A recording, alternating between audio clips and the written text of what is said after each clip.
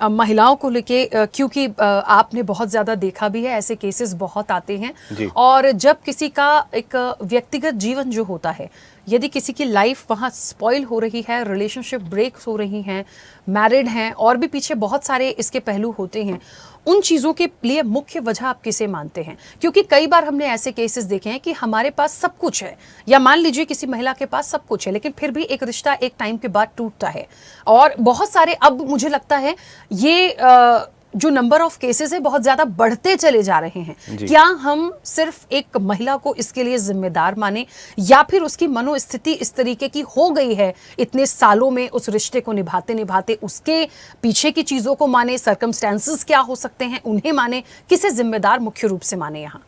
जी, देखिए, महिलाओं का रोल पिछले कुछ सालों में बहुत जल्दी चेंज हुआ है। एक समय की बात थी जब मोस्टली औरतें भारतीय समाज में अगर देखें तो वो बहुत ज़्यादा काम नहीं कर रही थीं, या बहुत ज़्यादा एजुकेशन के लिए उन्हें ओरिएंट नहीं किया जाता था, तो उस वजह से ज़्यादातर घर का काम संभालना होता था। रोल्स बहुत क्लियरली डिफाइंड थे।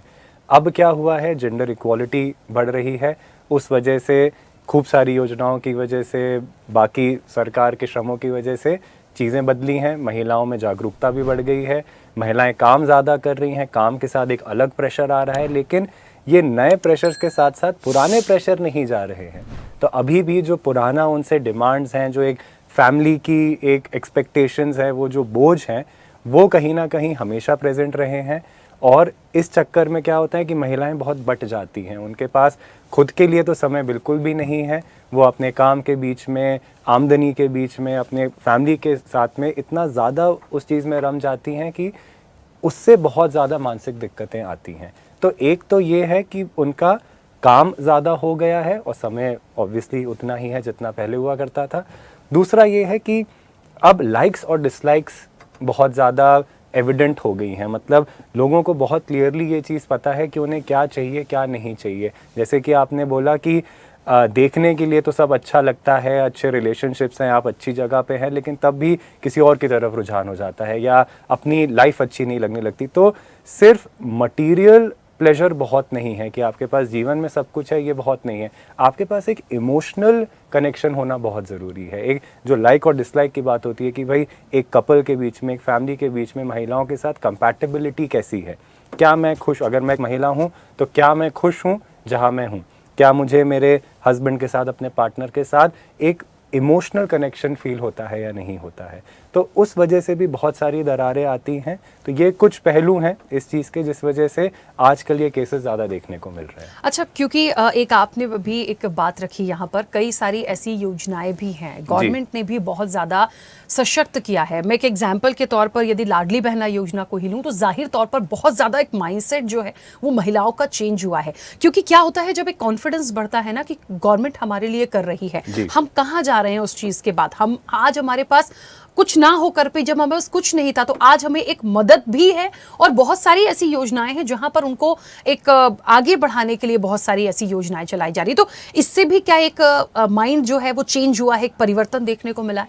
बिल्कुल मिला है। और मतलब मेरे हिसाब से ये योजना बहुत अच्छी है, सरकार की तरफ से बहुत अच्छा एक ये प्रोग्राम है, जिससे कि इतने सारे जो लोग जिनके पास पहले ज़रिए नहीं थे चीज़ें करने के, अब वो उन्हें मिल रहे हैं। कॉन्फिडेंस बिल्कुल बढ़ रहा है, उससे उनका एजुकेशन लेवल बहुत बढ़ रहा है, और ये चेंजेस धीरे धीरे देखने को आ रहे हैं। अब जैसे ये जो योजनाएं अभी पिछले कुछ सालों में चालू हुई हैं, इनका असली जो रूप देखा जाएगा वो आगे के 4-5 साल के बाद और समझ में आएगा कि आप इतना ज़्यादा विमेन एम्पावरमेंट के लिए, इक्वालिटी के लिए प्रमोट कर रहे हैं, उससे बहुत ज़्यादा फ़ायदा होगा। बट जो यही है कि हर चीज़ में प्रोज एंड कॉन्स होते हैं, तो कॉन्स शायद उसमें यही है कि इतनी तेज़ी से चेंजेस इम्प्लीमेंट होने की वजह से कभी कभी जो उसका एक अपना मुख्य नज़रिया होता है, या जो उससे अपन आउटपुट चाहते हैं, वो कहीं ना कहीं कभी कभी खो जाता है।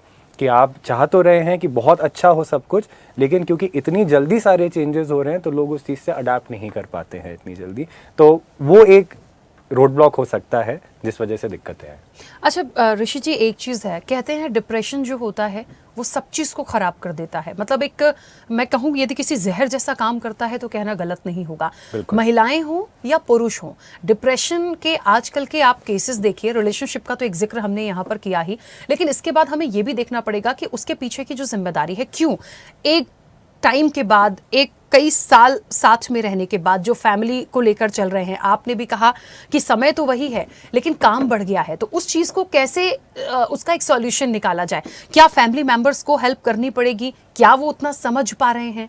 तो क्या सिर्फ एक महिला की जो स्थिति ऐसी हो रही है कि वो डिप्रेशन में है, ऐसे ही मैं फैमिली मेंबर से पुरुषों को भी यहाँ ला के रखूंगी सामने, बहुत सी फैमिली में उनके साथ भी ये होता है। तो इसके लिए क्या है, एक दूसरे को समझ के इसका कोई सॉल्यूशन निकाला जा सकता है? क्योंकि ठीक है, हम चिकित्सक से परामर्श जरूर करते हैं लेकिन उसका एक सॉल्यूशन बहुत जरूरी है लाइफ में, नहीं तो एक टाइम के बाद डिप्रेशन इतना हावी हो चुका होता है कि तब तक हम सब कुछ चीज़ों को खो चुके होते हैं। बिल्कुल बिल्कुल सही कह रहे हैं। देखिए, इसमें दो तीन चीज़ें हैं। सबसे पहले तो डिप्रेशन को समझना बहुत ज़रूरी है। देखिए, हर चीज़ अवसाद या डिप्रेशन नहीं होती। मुझे आज किसी वजह से अच्छा नहीं लग रहा है या 2-3 दिन तक अच्छा नहीं लग रहा है, वो डिप्रेशन नहीं है। लंबे समय तक मन अच्छा ना रहना, लंबे समय तक किसी भी चीज़ में रुचि ना आना, नींद कम या ज़्यादा होना, भूख कम या ज़्यादा होना, काम ठीक से नहीं कर पाना, अपने पर्सनल रिलेशंस ख़राब होना, ये जो लंबे समय की दिक्कतें चलती हैं, कारण ढेर सारे हो सकते हैं, उसको हम डिप्रेशन कहते हैं। तो पहली चीज़ तो ये कि डिप्रेशन होता क्या है। दूसरी चीज़, नज़रिए की बात जो आपने कही, जैसे हम काला चश्मा पहनते हैं तो सब कुछ काला दिखने लगता है, वैसे ही डिप्रेशन में सब कुछ नकारात्मक हो जाता है। और इसमें बहुत ज़्यादा ये होता है कि हर छोटी चीज़ से ज़्यादा प्रॉब्लम होती है। कई बार महिलाओं में, पुरुषों में जब ये डिप्रेशन का दौर चलता है तो अक्सर क्योंकि फैमिलीज समझ नहीं पाती हैं, उस वजह से उनको लगता है कि ये तो इंसान ही ख़राब हो गया है। आप समझ रहे हैं कि वो ये नहीं समझते कि ये एक मानसिक स्थिति है और ये कुछ समय की दिक्कत है, ये उसके बाद ठीक भी करी जा सकती है। लेकिन उसके व्यूज़ इतने स्ट्रांग हो जाते हैं क्योंकि आप समझ नहीं पा रहे हैं कि चल क्या रहा है। तो इसके लिए हर चीज़ में जो प्रिवेंटिव स्टेप्स होते हैं, जैसे आपको अगर दर्द होता है तो आप सीधे डॉक्टर के पास नहीं जाते हैं, आप पहले खुद से उस जगह की मसाज करते हैं, आप आइस पैक लगाते हैं, आप एक दवाई खाते हैं। जब वो दर्द बर्दाश्त के बाहर हो जाता है फिर आप डॉक्टर के पास जाते हैं। तो इसी तरह डिप्रेशन में भी जब इनिशियल कुछ फेज के सिम्टम्स रहते हैं, सबसे अच्छा होता है कम्युनिकेशन। यदि आप एक शादीशुदा कपल हैं तो अपने पार्टनर के साथ सही से बात करना, उनको अपनी मनः स्थिति बताना, और ये एक बहुत ही न्यूट्रल डिस्कशन होना चाहिए। ये इसमें ज़रूरी नहीं है कि आप एक दूसरे को ब्लेम दें, आप रो के बात करें, आप चिढ़ के बात करें। आपको एक सेफ स्पेस में बैठ के अपने पार्टनर के साथ डिस्कस करना चाहिए कि मैंने ऐसे चेंजेस नोटिस किए हैं, क्या आप मेरी इसमें सहायता कर सकते हैं। सिंपल। यदि आप एक शादीशुदा कपल हैं, एक दूसरे को प्रेम करते हैं, एक दूसरे की रिस्पेक्ट करते हैं, कोई भी इंसान दूसरे की मदद हमेशा करेगा। कोई भी कभी ये नहीं बोलेगा कि मैं कुछ नहीं कर पाऊंगा इस चीज़ में। इसके बाद आप अपने घर वालों से मदद मांगिए, आप अपने भाई बहनों से मदद मांगिए, आपके इन-लॉज़ हैं उनसे सीधे सीधे बात करिए। तो ये जो कम्युनिकेशन बैरियर है, ये इसको ओवरकम करना बहुत ज़रूरी है। मैं अक्सर अपने मरीजों में हमेशा मैं उनको कहता हूँ कि आप अपने घर वालों को साथ लेके आइए, क्योंकि अकेले मरीज को समझाने से कभी फ़ायदा नहीं होता है, सबका समझना बहुत ज़रूरी है। तो ये कम्युनिकेशन वाली जो आप बात कह रहे हैं, बहुत बहुत ज़्यादा अनिवार्य है। ऐसे ही वीडियोस के लिए लाइक करें, शेयर करें, फॉलो करें, YouTube पर जाकर सब्सक्राइब कर बेल आइकन दबाना ना भूलें और ताजा अपडेट्स के लिए swedeshlive.com पर जरूर जाएं।